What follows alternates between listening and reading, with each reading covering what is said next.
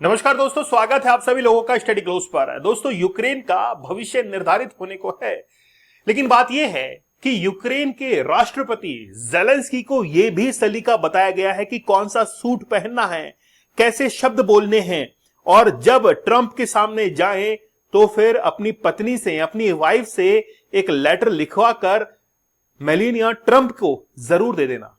ये कुछ ज्ञान की बातें जो है वो किसको बताई गई? जेलेंस्की को बताई गई। ट्रंप ने ही कहा होगा कि बताओ जाकर कि इस बार सलीके से आकर मिले। जेडी वेंस इस बार कुछ भी नहीं बोले। जेडी वेंस जो कि पिछली बार भारत की यात्रा पर भी आए थे, जयपुर के अंदर घूमने के लिए भी आए थे, लेकिन इस बार कोई शब्द नहीं निकले।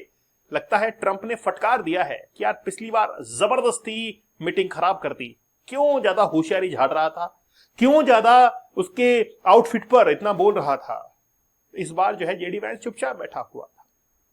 खैर कोई बात नहीं, मुलाकात शेरों की थी और उस शेरों की मुलाकात के अंदर एक व्यक्ति का, एक देश का भविष्य निर्धारित होना था, और देश का नाम है यूक्रेन और व्यक्ति का नाम है व्लादिमीर जेलेंस्की। चलिए बात करते हैं बड़ा विस्तार से। हाल ही के अंदर यूक्रेन ने एक ऑफर दिया है कि अगर आप हमें $100 बिलियन या फिर $300 बिलियन तक अगर आप हमको वेपन्स के अंदर हेल्प करते हैं तो हम जो है वो अच्छे से लड़ पाएंगे। किसके साथ में? रशिया के साथ में। और यही हमारे एक सिक्योरिटी के लिए, हमारी जीत के लिए गारंटी होगी, क्योंकि सीज फायर करवाने के लिए ट्रंप जो है वो कई लगातार प्रयास कर रहे थे, लेकिन सीज फायर तो नहीं हो पाया। लेकिन अब जो है वो कहीं ना कहीं जेलेंस्की को एक विश्वास दिलाया गया है। $100 billion of America weapons financed by Europe in a bid to obtain US guarantee for it. देखिए, मैं आपको हर तरीके से हर व्यक्ति का बयान बताऊंगा कि आखिरकार यूरोप का क्या कहना है, इटली का क्या कहना है, साथ ही में ट्रंप का क्या कहना है, पुतिन का क्या कहना है, जेलेंस्की का क्या कहना है। सब पे बड़ा विस्तार से बात करेंगे और आपको बहुत सारी चीजें क्लियर हो जाएंगी। अलास्का 2025 15 अगस्त को ये मीट हुई, और इस मीट के अंदर क्या रिजल्ट निकल कर आया? कुछ भी नहीं। ये केवल और केवल यहां पर मिलने के लिए पहुंचे थे, पूरी दुनिया को आगाह करने के लिए। देखो, हम लोग मिल रहे हैं। इनकी लगभग 2.5 घंटे की जो मुलाकात थी, उस 2.5 घंटे की मुलाकात के अंदर कोई भी रिजल्ट निकल कर नहीं आया, और बाद में डोनाल्ड ट्रंप का मुंह लटका हुआ था कि मैं पूरे वर्ल्ड का लीडर और मेरे होते हुए भी कुछ भी नहीं हो पाया। तो ट्रंप जो है उनकी शर्तों को पुतिन ने नहीं माना। आपको जानकर बड़ा ताजुब होगा कि पुतिन जब गए अलास्का के अंदर, तो इन्होंने, मतलब ह्यूमन जो वेस्ट होता है वो भी एक डिब्बे के अंदर इकट्ठा, आपको बड़ा सरप्राइज होगा, वो भी जैसे इनके टॉयलेट्स वगैरह हैं उनको भी पुतिन ने इकट्ठा करवाया था डब्बे के अंदर, ताकि ये पता ना लगे कि पुतिन किसी डिजीज से जूझ रहे हैं, ये पता ना लगे कि पुतिन जो है वो कौन सी दवाइयां ले रहे हैं, डीएनए वगैरह कुछ भी उनके पास में सबूत ना हो। क्योंकि अगर अमेरिका को यह पता लगे कि पुतिन जो है वो कौन सी दवाइयां ले रहे हैं, क्या उनके शरीर में चल रहा है, तो फिर मामला खराब हो जाएगा। खैर, हम लोग बात करते हैं कि अलास्का के अंदर डिसाइड क्या हुआ। अलास्का के अंदर कुछ भी डिसाइड नहीं हुआ, और पुतिन ने कहा कि जब तक हम लोग यूक्रेन के ईस्टर्न यूक्रेन पर कब्जा नहीं कर लेते तब तक हम लोग युद्ध नहीं रोकने वाले हैं। तो साफ तौर पर जेलेंस्की ने कहा कि हम तो लड़ेंगे, हम पीछे हटने वाले नहीं हैं, हम तो लड़ने को तैयार हैं, लेकिन अपनी सरजमीन जो है वो रशिया के हवाले नहीं करेंगे। ये तस्वीर आप देखिए, ये पिछले मीटिंग की तस्वीर है जिस समय जेलेंस्की ने ट्रंप के साथ में मुलाकात की थी। सबसे पहले इनके आउटफिट पर नजर डालिए। इनके जो आउटफिट हैं वो ऐसा लग रहा है जैसे लड़ाई के युद्ध से वो आ रहे हैं, क्योंकि एक तरफ सूट बूट के अंदर और दूसरी तरफ केवल एक सिंपल से टी शर्ट के अंदर। और यही बात जो है वो विवाद का कारण बन गई थी। और इस बार की जो मीटिंग है उसमें आप देखेंगे सूट बूट पहन के आए हैं, और जेलेंस्की पहले से खुश हैं। वो खुश इसलिए हैं क्योंकि ट्रंप इस बार खुद जो है उनको वहां पर रिसीव करने के लिए गए, वेलकम करने के लिए गए। साथ ही में जब मुलाकात हुई तो जेलेंस्की को कहा कि इस बार सूट काफी अच्छा पहना है। तो जेलेंस्की ने कहा कि ये मेरे one of the best suits में से है और इसको मैं पहनकर आया हूं आज। तो क्या वाकई में जेलेंस्की के सूट पहनने से आज ट्रंप बड़ा खुश हैं? पिछली बार बड़ी बेइज्जती इनकी की गई थी कि आप जो है, एक वहां पर मीडिया के एक व्यक्ति ने कह दिया था कि आप सूट बूट क्यों नहीं पहन के आए हैं।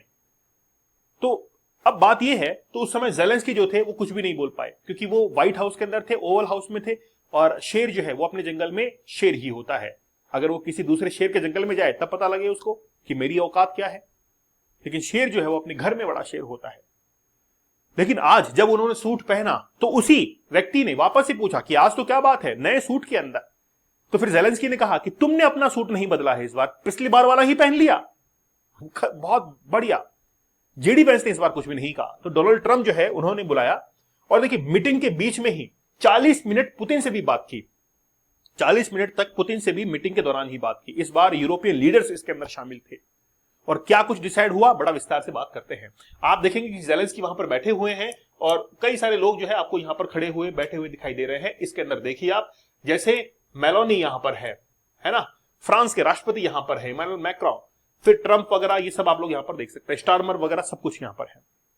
तो अब बात यह है कि सबने अपना अपना ओपिनियन दिया कि क्या कुछ हो सकता है।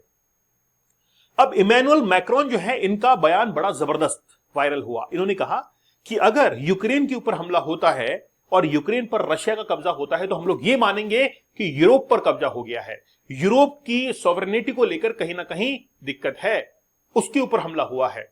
तो इमैनुअल मैक्रोन ने साफ कह दिया कि अगर यूक्रेन का कुछ होता है तो हम लोग जरूर जो है वो कुछ सोचेंगे इसके ऊपर। क्योंकि अलास्का जो मीट हुई थी उसके अंदर पुतिन ने कहा कि पहली बात तो यह है कि तुम लोग यूक्रेन को नाटो के अंदर शामिल नहीं करोगे और साथ ही में जो यूक्रेन की प्रोविंस हैं डोबांस्क, उस पर रशिया का कब्जा रहेगा। अगर दो शर्तें मंजूर हैं तो ही हम लोग इस वॉर को रोकेंगे। लेकिन जेलेंस्की ने इनकार किया। तो अब जेलेंस्की ये कह रहे हैं कि हम लोग मर मिट जाएंगे लेकिन क्या नहीं करेंगे, अपनी सरजमीन नहीं देंगे। जॉर्जिया मेलोनी जो कि ट्रंप के साथ में मुलाकात करती हैं, मेलोनी ने कहा कि ये सीज फायर होना चाहिए और यूक्रेन के लिए इसकी गारंटी मिलनी चाहिए। यूक्रेन को यह आश्वस्त किया जाना चाहिए कि अब आगे से कोई भी हमला रशिया नहीं करेगा। तो ट्रंप जो है इस बात को एंश्योर करे। लेकिन अब तक रिजल्ट जो है वो सामने निकलकर नहीं आए हैं। किसने क्या कहा मैं आप लोग को बताता हूं। जैसे जेलेंस्की कह रहे हैं कि हम लोग मीटिंग सकारात्मक नहीं, मतलब कह रहे हैं कि पॉजिटिव मीटिंग थी, लेकिन बात यह है कि सुरक्षा की गारंटी जो है हमको चाहिए। कीर स्टार्मर और इनके बीच में बड़ी अच्छी बातचीत रही है। सुरक्षा गारंटी के अलावा यूक्रेन, रूस, अमेरिका के बीच बैठक ऐतिहासिक कदम होगा। मतलब सब जो है वो किसकी बात कर रहे हैं, सुरक्षा की गारंटी की बात कर रहे हैं। तो यूक्रेन की सुरक्षा की गारंटी फ्रेडरिक मर्च जो कि जर्मन चांसलर है, इसके बाद में इमैनुअल मैक्रोन फ्रांस के राष्ट्रपति हैं, वो भी कहते हैं कि ना सिर्फ यूक्रेन का बल्कि पूरे यूरोप की सुरक्षा का मामला है ये। जॉर्जिया मेलोनी सबसे अहम सवाल है कि कैसे सुनिश्चित किया जाए कि दोबारा संघर्ष नहीं होगा, रशिया दोबारा अटैक नहीं करेगा। मार्क रूट कह रहे हैं, जो नाटो के चीफ हैं, सहयोगी को यूक्रेन के बुनियादी ढांचे पर हमला को रोकने के लिए कोशिश करनी चाहिए। फिर उसके बाद में यूरोपियन यूनियन के चीफ और अलेक्जेंडर स्टब जो कि फिनलैंड के पीएम हैं, इन सब ने कहा कि सुरक्षा की गारंटी आज यूक्रेन को चाहिए। आज जेलेंस्की जहां पर खड़े हैं वाकई में तारीफ के काबिल है। क्यों? क्योंकि एक अकेला व्यक्ति क्योंकि एक छोटा सा देश लेकर खड़ा है और उसने रशिया का बहुत बेहतरीन तरीके से सामना किया है। तो मैं पहले आपको एक पिक्चर दिखाता हूं। ये देखिए स्टार्मर की पिक्चर है। ये स्टार्मर जो है वो कहते हैं जेलेंस्की को ये पूरा ज्ञान इनका ही दिया हुआ है। स्टार्मर ने पूरा ज्ञान जो है किसको दिया, जेलेंस्की को दिया। क्या कि सबसे पहले तो सूट जो है वो पहन के आना है, पहली बात। दूसरा, अपने शब्दों पर, अपने वर्ड्स पर कंट्रोल करना है। बोला ठीक है साहब। चौथा कि आप जो है एक लेटर लिखिए, अपनी पत्नी से एक लेटर लिखवाइए और ट्रंप की पत्नी को दिलवाइए। तो ये जितना भी झमेला है, सूट पहनना है, जितना भी काम रहना है, शांत रहना है, ये सब कुछ स्टार्मर ने ही इनको ज्ञान दिया है। मतलब पहले से समझा दिया है कि यार ऐसे ऐसे आना, पिछली बार जैसे मुंह उठा के मत आ जाना। अब देखिए इनका देश युद्ध के अंदर जूझ रहा है तो इनका सूट बनना कैसे बनता है। आप मुझे बताइए कि आपके परिवार के अंदर परेशानी हो तो आप कैसे रसगुल्ले खा सकते हैं? नहीं हो पाता है। पिछली बार तो कोई भी डिनर वगैरह नहीं किया था।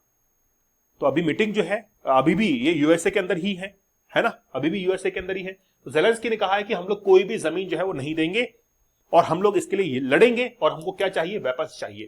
तो ये कह रहे हैं कि हमको 10 जो है वो US made Patriot air defence system to protect its cities, खुद की शहरों की सुरक्षा करने के लिए 10 यूएस मेड जो है इनको डिफेंस सिस्टम चाहिए। साथ ही के अंदर इनको मिसाइल्स और इक्विपमेंट चाहिए, इंफ्रास्ट्रक्चर इनको मजबूत करना है, ड्रोन्स इनको लेने हैं, ड्रोन डील जो है इनको चाहिए ताकि ये रशिया का सामना कर सके। और $300 बिलियन के अंदर लगभग 8 लाख करोड़। आप देखिए कि भारत ने कोविड के समय 10 लाख करोड़ का एक पैकेज जो है वो जनता को दिया था, 10 लाख करोड़ का, और इनको तो 8 लाख करोड़ चाहिए। तो 8 लाख करोड़ के अंदर ये कह रहे हैं कि हम लोग अमेरिकन और यूरोपियन इक्विपमेंट्स को खरीदेंगे और रूस का उसके अंदर सामना करेंगे, लड़ेंगे युद्ध रूस से। ठीक है। अब 40 मिनट की बातचीत हुई, किससे? पुतिन से। और पुतिन ने कहा कि नहीं नहीं, हम तो नहीं करना चाहते, चाहे आप हथियार जो है सप्लाई कर दो इनको, लेकिन हम जो है कोई भी इनकी शर्त मानने वाले नहीं है, हम यूक्रेन के ऊपर जो कब्जा किया हुआ है वो करेंगे। तो अभी 20% जो है वो कब्जा किए हुए हैं यूक्रेन के ऊपर रशिया का, और 4 जो प्रोविंस है उनके ऊपर तो बेहतरीन तरीके से उन्होंने कब्जा किया हुआ है। मैं भी आपको मैप में बताऊंगा। तो 300 बिलियन जो है इनके लिए अब सैंक्शन जो है वो किए जाने हैं, और इसके अंदर देखते क्या होता है। इस मैप से हम लोग समझते हैं, देखिए यूरोप काफी नजदीक है। पहली बात तो ये है, जैसे लुहांस्क है, डोनास्क है, इन दोनों को मिलाकर डोबास्क कहा जाता है। तो यूक्रेन रशिया ने कहा है कि भाई पहले तो हमको ये दोनों चाहिए। फिर ये जो क्रीमिया है इसको 2014 के अंदर ही रशिया ने ले लिया था, और रशिया के अंदर 2014 में लेने के बाद क्रीमिया और इसके आसपास के क्षेत्र को एक रिपब्लिक कंट्री अनाउंस कर दिया था रशिया ने, और केवल रशिया ही उसको मान्यता देता है। तो रशिया कहता है कि हम लोग तो इसके बिना नहीं मानेंगे, हमको चाहिए। अब देखिए इसका एक सॉल्यूशन निकल सकता है। सॉल्यूशन क्या निकल सकता है? सॉल्यूशन ये निकल सकता है इसका कि ये जो क्षेत्र है वो किसके कंट्रोल में रहे? ये चारों क्षेत्र यूक्रेन के कंट्रोल के अंदर रहे। ठीक है, यूक्रेन के ही मैप में वो दिखाई दे, यूक्रेन के मैप में ही वो दिखाई दे। अब रशिया जो है इनके ऊपर इकोनॉमिकली और पॉलिटिकली जो है वो कंट्रोल कर सकता है। तो इकोनॉमिकली और पॉलिटिकली कंट्रोल रशिया का रहे, जबकि मैप में किसके शो हो? यूक्रेन के शो हो, और यहां से जो भी रेवेन्यू आ रहा है वो रशिया के पास में जाए, जो भी मिनरल्स हैं वो रशिया के पास में जाए। केवल और केवल एक ज्योग्राफिकल तरीके से यूक्रेन जो है वो इस पर अपना कब्जा रखे, तब जाकर सीज फायर कहीं पॉसिबल हो सकता है, अन्यथा सीज फायर नहीं होगा। और ये हो सकता है कि आगे आने वाले समय के अंदर एक वर्ल्ड वॉर के अंदर कन्वर्ट हो जाए। और देखिए आज मैं अपने सेशन के अंदर वापस से कह रहा हूं, भारत पाकिस्तान का युद्ध होगा। जहां पर अमेरिका वहां पर युद्ध होगा। भारत पाकिस्तान का युद्ध आगे आने वाले समय के अंदर आपको जरूर देखने को मिलेगा, है ना? क्योंकि अमेरिका है ना भाई, वो करा के छोड़ेगा। ठीक है, आप लोग हमारे डीप वर्क इस कोर्स के साथ में जुड़िए, the power of focus. Focus का आप पावर समझिए कि कितना बेहतरीन तरीके से आप अपने अचीवमेंट तक पहुंच सकते हैं। आप लोगों को इस फोकस कोड को यूज करना है। आप लोग चाहें तो 75 डेज का हार्ड चैलेंज, 75 दिनों तक आप ऐसे रूटीन को फॉलो करें, ताकि आप जो पोर्नोग्राफीज वगैरह अगर कोई भी ऐसा कंटेंट देखते हैं, सॉफ्ट पोर्न वगैरह कुछ भी देखते हैं, आप उस एडिक्शन से बाहर निकल सकते हैं। लेकिन देखिए क्या है कि जब तक आप ऐसे कंटेंट को एक्सेस करेंगे तब तक आप कभी भी जो है वो अपनी उस सफलता तक नहीं पहुंच पाएंगे जहां पर आपको पहुंचना है। तो मेरा आज भी आपको यही कहना है कि चैलेंज लीजिए। वही चैलेंज, आज का चैलेंज कल आपको अचीवमेंट तक पहुंचाएगा, आज का चैलेंज कल आप में चेंज करेगा। ठीक है, चलो, और फिर आप लोगों की मर्जी है। दीपक इंद्रा ऑफिशियल, आप लोग मुझे टेलीग्राम पर जरूर ज्वाइन कर लीजिएगा। तो मिलते हैं आप लोगों से अगले सेशन में, तब तक धन्यवाद, थैंक यू, जय हिंद।